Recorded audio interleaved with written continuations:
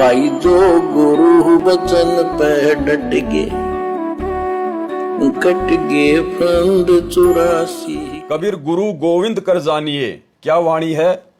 गुरु को भगवान ही मानना चाहिए। गुरु गोविंद कर जानिए, कौन कह रहे हैं?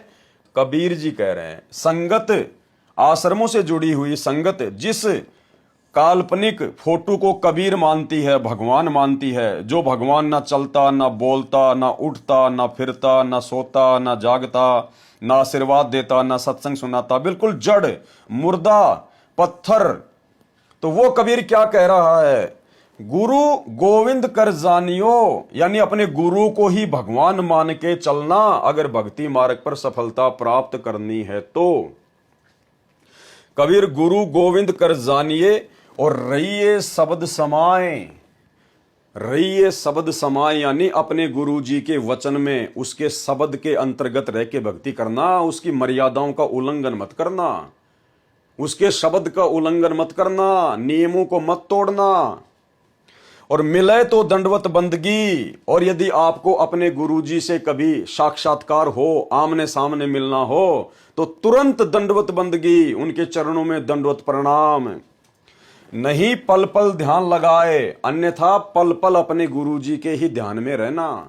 पल पल ध्यान लगाने का मतलब है गुरुजी ने हमें जो भक्ति दे दी, तीनों समय की आरती दे दी, मंत्र जाप करने के लिए दे दिए, सुनने के लिए हमारे को सत्संग दे दिए, ज्ञान चर्चा करने के लिए साध संगति कर दी।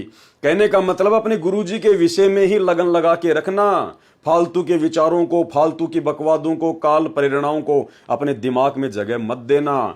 तो ये कबीर जी, जिस कबीर को सतलोक आश्रमों से जुड़ी हुई संगत परमात्मा मानती है, तो भाई आपका परमात्मा तो खुद कह रहा है कि गुरु जी को ही गोविंद समझना, भगवान समझना और उनके वचन में चलना। जबकि आप लोग तो उनके एक भी वचन में नहीं चल रहे, सारे उल्टे काम सतलोक आश्रम मैनेजमेंट हरियाणा कर रहा है और आप उनका सहयोग कर रहे हो।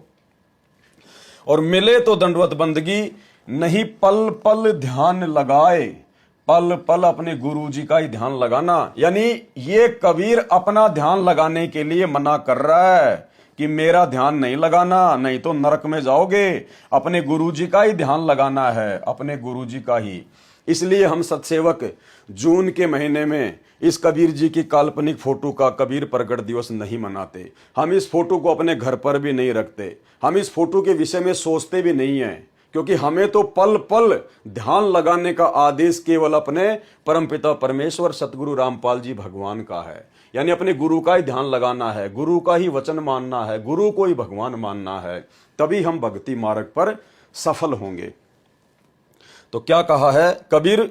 गुरु गोविंद कर जानिए, रहिए शब्द समाए, मिले तो दंडवत बंदगी, नहीं पल पल ध्यान लगाए।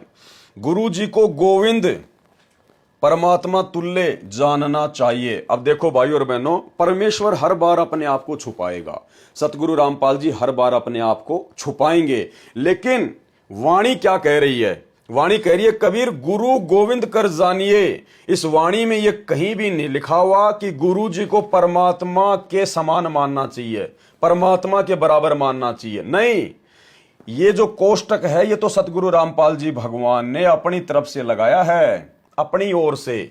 जबकि वाणी क्या कह रही है? आप इस कोष्टक को हटा दीजिए, फिर आपको वाणी समझ में आ जाएगी। इसको हटा दीजिए आप, और अब आप वाणी को पढ़िए। गुरु जी को गोविंद जानना चाहिए, गुरु गोविंद कर जानिए, ये है इस वाणी का असली अर्थ। गुरु जी को गोविंद यानी भगवान जानना चाहिए, ना कि भगवान के समान जानना चाहिए।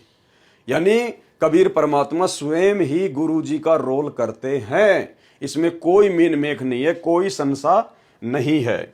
सरलार्थ, गुरु जी को गोविंद जानना चाहिए और उनके द्वारा दिए गए भक्ति साधना के शब्द नाम को सदा जाप करते रहिए। जब कभी गुरुजी मिले उस समय उनको दंडवत प्रणाम करें, नहीं तो पल पल उनमें ध्यान लगाएं। अब ध्यान कैसे लगाना है? सतगुरु आशीर्वाद से दास ने आपको बता दिया।